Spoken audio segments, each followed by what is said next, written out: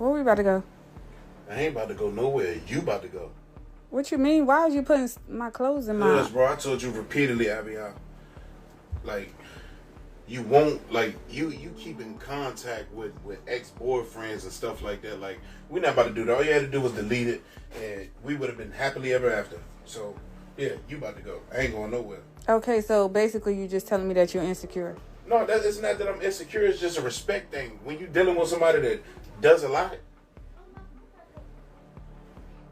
you should appreciate that and show me some type of respect like that. What does that have to do with you being insecure? You keep talking about insecure. That's not the case. Listen, it don't even matter no more. Yo, gotta go. You gotta give me 30 days to get out. I ain't gotta give you 30 And then you days. packing my stuff like I could pack my own stuff. You good. I'm gonna pack it for you. Your name ain't on the lease. My name is on the lease as an occupant. No, occupant. Yeah, I'm an occupant. You have to give me 30 days to get out. Virginia law. You're an occupant. You're out of here. Well, I'm glad you folded my the way it need to be folded. Respectfully, why wouldn't I?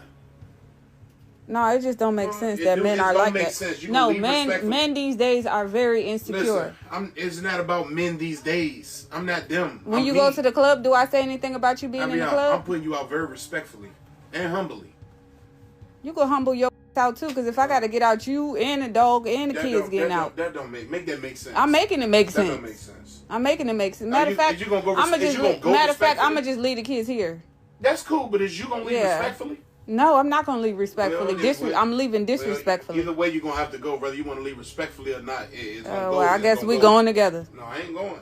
Yeah, because wherever I go, you going too. Nah, that don't work like that. All you had to do was delete a number, and you wanted to keep. Why would you even want to keep contact with ex anyway in your phone? Like what? Like why? Because you can't talk to me about the stuff that I need to be talked to about. So at the end of the day, I got to talk to somebody who I can talk to. So you talk to your ex. See, that's the problem with females. Oh, wait, you serious? Let me laugh even harder.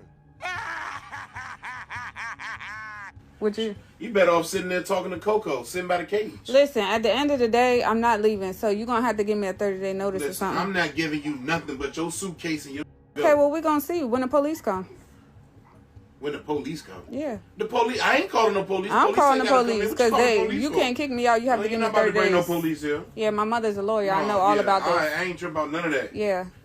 You ain't calling the police over here. Okay. There's no need. You know what's wild? The outrage didn't start because she was disrespected. It started because he refused to tolerate it. Think about that for a second. We've reached a point where some people genuinely believe that they can say or do whatever they want in a relationship. And the moment the other person finally draws a boundary, suddenly they're the villain. This one right here. This is the kind of clip that makes you question if people even understand relationships anymore. Before we dive in, drop a comment. Are modern men more delusional, or is it the ladies? Hit like and subscribe so you don't miss what we expose next. She actually filmed herself showing him reacting, fully convinced the internet would automatically take her side. That's the new mentality. If I post it online, the crowd will validate me. No accountability, no self-reflection, just instant victim mode. But here's the twist. Anyone watching with even a drop of common sense can see exactly what's happening. The disrespect didn't start with his reaction. It started way before the camera came out. The recording wasn't evidence, it was exposure. It revealed just how deep the entitlement goes. And this is becoming a pattern. More and more people weaponize social media to paint themselves as the wounded party while ignoring the behavior that pushed things to the breaking point. It's almost like a new form of delusion, the belief that you can disrespect someone endlessly, then act shocked when they refuse to play along. The situation didn't go viral because of what happened. It went viral because of what it revealed. A mindset where boundaries are treated as offenses and accountability is treated like betrayal. The levels of confusion just keep getting worse. If you have any superpower, what would it be? I'm a girl. I wasn't talking to you. Time machine, definitely. So you're telling me that a wife has to go to work just like her husband, the same amount of hours, but the husband comes home and he's tired, but the wife has to come home and she still has to cook, clean, do the dishes, do the laundry. make the beds, get everybody in their pajamas, brush everybody's teeth. She has to do all that while the husband just sits down and, relaxes because he's had a long day at work. Yeah, that's what a wife is supposed to do. Okay, so then what is the extra things that you have to do as a husband? I make more money than you. I'm the breadwinner. At least I could come home after a long day and you cooked and cleaned the house. Yeah, but I had a long day too. It's not, just because I might not make as much money as you doesn't mean I'm still not doing something and providing to the family. Okay, if you have a flat tire, who's going to go fix it? Me. I fill up I don't have a flat tire every day. You are not his father. Sorry. Oh, Ron, get her. Yeah, calm down, babe. It's okay. We're all here. We're all here.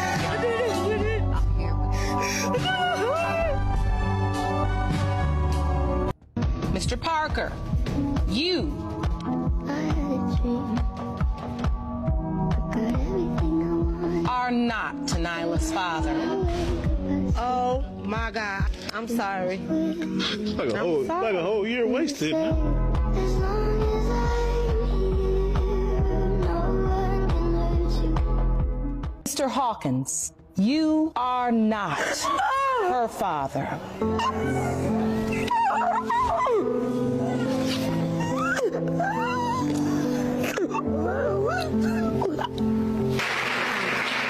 Ms. Ewing, do you know who her father is? Yeah, I do. And it's his brother. You Dirty baby, won't you meet me by the beach? are not the father. And that's for the best. Honestly, it's for the best because he has only stayed this long so that he could get whatever benefit he's getting out of it. But honestly, Your Honor, wait. Taking care of a 3-year-old child. I am disgusted that you would perpetrate this lie on Mr. G. You are not the father. I told you so. I'm sorry, Mr. G. What you're seeing here isn't remorse. It's not reflection. It's not even a moment of honesty. This is the classic pattern we've been watching unfold over and over again. They're not sorry for the cheating, the deception, or for letting a man raise a child he believed was his. They're only sorry that the truth finally came out. And the moment the mask slips, the script activates. Suddenly, the tears start flowing, not because of guilt, but because consequences finally showed up to the party. It's a performance, a last-minute attempt to pull on heartstrings and rewrite the narrative. Here's the uncomfortable truth. Genuine accountability requires admitting the harm, not trying to soften it with emotion. But instead of ownership, we get the familiar act, the shaky voice, the dramatic pauses, the please understand routine. It's a strategy, not a confession. And this is where so many people get blindsided. We confuse tears with sincerity, but emotional display isn't the same as emotional responsibility. Anyone can cry. Not everyone can admit the damage they caused and stand on that truth without theatrics. What we're witnessing isn't a mistake, it's a mindset, a belief that as long as the tears come out on cue, the audience will forget the actions that led to this moment. It's an attempt to escape accountability, not embrace it. And every time, the pattern repeats. Oh, there they are right there, babe. 2 girls. Of course they crashed. Girls don't know how to drive. She's trapped under the vehicle. I can't get it off. Mommy! The deputy tries to comfort the young boy. Come here, buddy. Come here. What happens next is superhuman. The body cam goes to black as the deputy lifts the 3,500-pound SUV to free the woman. You hear him grunting at the top of his lungs. I'm trying to get out. Is your head clear? It worked. And here is that hero today, Deputy John Holt of the Gloucester County Sheriff's Department. As a gay man with a lot of girlfriends, the 2 most common complaints I hear from my single friends is One, that apps have ruined dating because guys never go up to girls anymore to ask them out, which they think is cool if guys have the confidence to go up to them. And the number two thing that they complain about is that it's creepy when guys go up to them because they're just trying to have a fun night with their girlfriends out at the bar. So do with that information what you will, and good luck in the dating world. This beautiful woman right here, 7 months pregnant. And I believe the man gets no credit for the work he puts in. Yes, she carries the baby and she pushes it out, but all the work I put in loosening that thing up for the baby. Andrew, that is so fucking rude. Are you kidding me? Come feed and leave him alone. Things you're doing that are making your husband lose his... When are you coming home? When are you coming home? When are you coming home? He gets home, you're in a bad mood, you take it out on him. Can you unload the dishwasher, please? Oh my God, you're doing it wrong. That doesn't go there. Why did you put that in there? Stop. Can you help with the kids? Oh my God, you're always yelling at her. Why are you putting her to bed? She has 10 more minutes. Babe, I miss you. You work too much. Can you please come home? Oh my God, I want this new bag. I want this new car. I want this new house. And Sarah from down the road has a brand new Ford Explorer, Bronco, whatever, I don't know. Do you see the theme? Do you see the pattern? The same things you ask him for in help are the same things you're him about. If you are in a marriage where every single door you turn to, every single time, you're wrong, you're wrong, you're wrong, you're wrong, do this, do that, I would flip the to and stop helping. I wouldn't help you do chores. I wouldn't help you with the kids, because if you are going to ask for my help, I don't want to hear you. And men do not go to work just to pay for a stupid that doesn't get you anywhere in life, or that you don't need. Stop being unthankful. Go tell the man thank you for whatever he does, and just shut the fuck up. You ever notice how some people don't actually want solutions? They just want something to complain about. It's almost like the act of complaining gives them a sense of control or attention. And what's wild is how normalized this becomes in certain relationships. The moment they do it to a man, suddenly it's just venting, just expressing, or that's how I communicate. But step back for a second. Imagine flipping the roles. If a guy walked around nitpicking every detail, turning small inconveniences into full-blown crises, or treating negativity like a hobby, he'd be labeled immature, emotionally unstable, maybe even toxic. Yet somehow, when the behavior goes the other way, it gets brushed off as harmless or natural. Here's the truth people don't want to admit. Constant complaining isn't communication. It's emotional clutter. It drains the relationship. It drains the person on the receiving end. And it creates an environment where peace feels like a luxury instead of the default. And that's why I always tell people, pay attention to patterns, not excuses. If someone is always frustrated, always upset, always finding a problem with everything around them, that's not high standards. That's a lifestyle. So when you meet someone who treats complaining like it's a personality trait, that's your sign. Protect your peace, set your boundaries, and don't ignore the red flags. Some habits you can work through, but an addiction to negativity, that's a marathon you don't want to run. As I was drunk, I wanted to take my clothes off, and I wanted people touching me and talking to me and taking me places. Like, I wanted it. He was like the best high school boyfriend you could possibly have. Drunk actions are sober thoughts, like, know what I'm saying? Any girl that goes out partying and gets drunk, the goodie inside them goes out the window, like, know what I'm saying? So keep your bird at home, like, because if she wants to go out, shows you what type of bird she is, you know what I'm saying? Stay woke in the streets, like, big bird. Man, chowing, huh? I've never seen you eat like this. I'm really hungry. I can tell. Yeah. Would you still love me if I weighed 500 pounds? So is that one of your goals? I'm not hungry anymore. What? I'm not hungry anymore. Can I have it? Suing your pastor. Yes, I'm suing him because he divulged what I told him in confidence, which was that I was unfaithful to my husband, and he went ahead and told my husband, who promptly divorced me and kicked me out of the house. So why is it your pastor's fault that you cheated on your husband? I thought what I had told him was in confidence, and I was looking to him for emotional help. I couldn't afford a therapist, so I thought, I'm depressed. And did he help you? He said that honesty is the best way to make myself feel better. And so he said, you have a month, tell your husband. Then one day they met at the gym, and Pastor Hall just says that I was unfaithful, and then my husband comes home in a fury, and that was it. An accurate depiction of today's society. Look behind me. Two beautiful women cooking in the kitchen while the men follow me. Sit outside and talk. Drink their coffee and just wait for their food to be ready. And that's how the world is meant to be. Now shut up and get back in the... It's wild how often we see this pattern play out. A man works, provides, and literally funds the entire foundation of the home. The walls, the kitchen, the groceries, the bills, all of it. And somehow, even that gets dismissed as bare minimum. It's like the more he gives, the less it counts.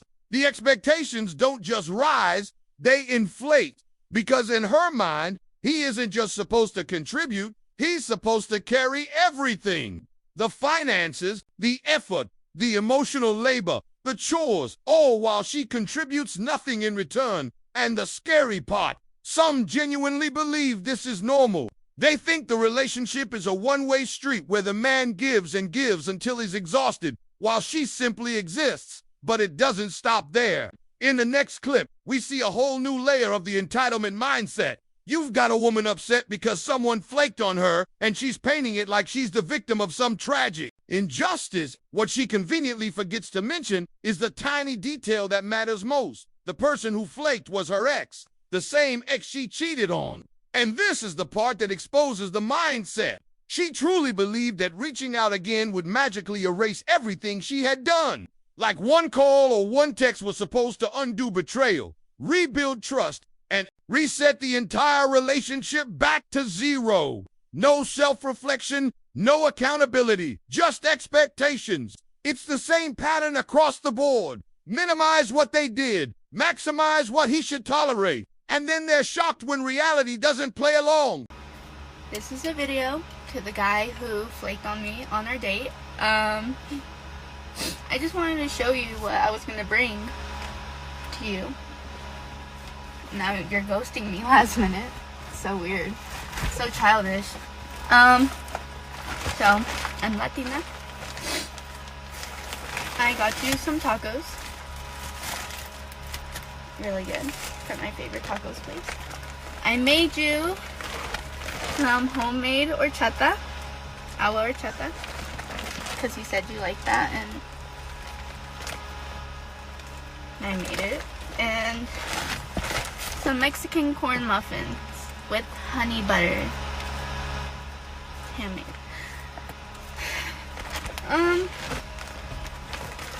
You know, let me know why you ghosted me. That's crazy.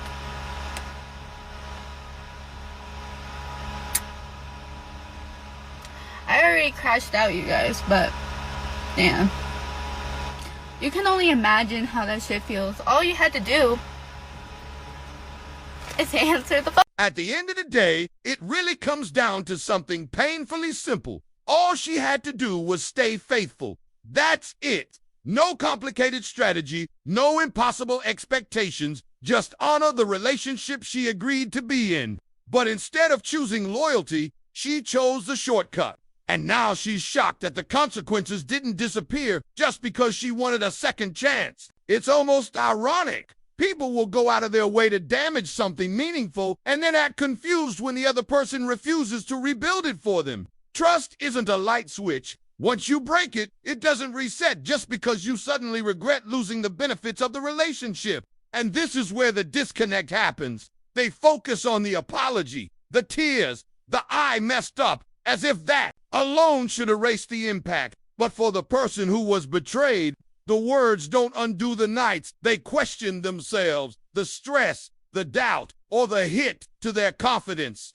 Actions have echoes, and those echoes last long after the moment is over. So when she gets upset at him for not engaging, not reconnecting, not giving her the reaction she wants, it reveals something important. She wasn't trying to make things right. She was trying to get things back to how she preferred them without doing the real work that healing requires. Faithfulness isn't complicated until someone decides it is. But if he's paying the mortgage, that you can use the money that you make to get your nails done, your hair done, have the occasional TJ Maxx run, get a coffee every now and then he's still providing for you. He's putting a roof over your head, and it gives you the freedom to do the other little girly things that you want to do. And gratitude is a really lost virtue in today's society, especially amongst women. Like, for some reason, we think that we're entitled to millions of dollars and vacations 24/7 and buying anything we want and just spending all the money we want. And that's just not reality. And if this is something that you're struggling with, like, you look at your husband and think that he's not enough, and the money he makes is not enough, and the job he does is not enough, and the work that he does is not enough, and you look at your life and you say that it's not enough and the things you have are not enough, and you want to spend more money and you want to have more things, number one, I would encourage you to take a few days, weeks, or months off of social media. Like, get tapped into your reality and not other people's 1% reality that's on social media. And the second thing I would say is to practice gratitude out loud and saying things and saying, I am grateful for it, thank you God for this, and speaking it out loud. Because the truth is if you have running water, food, and a roof over your head, you're doing better than 90% of the population. If you have a man who works hard for you, regardless of how much money he makes, you are doing better than a lot of people. And you're not entitled to just swipe the credit card and spend all of his money. A really great chapter of the Bible for you to read is Philippians chapter 4, specifically verses 4 through 14. And it's Paul writing from prison. And he's basically talking about how contentment is the secret to life. It's the secret to enjoying your life. And I'm paraphrasing, but he says, I know how to live on everything, and I know how to live on almost nothing. And I am content in both situations. Like, if you're watching this video right now, you're doing better. And as we wrap this up, here's the truth most people don't want to say out loud. Patterns don't change just because someone wants a new outcome. When a person shows you their character, shows you their habits, and shows you how they handle loyalty, believe it the first time. That's how you protect your peace. So if you've made it this far, just know the next clip takes everything we've talked about and pushes it even further. More lessons, more real-world examples, and more situations that reveal exactly why so many relationships today fall apart long before they should. If you enjoyed this breakdown, you're definitely going to love what comes next. I'll see you in the next video.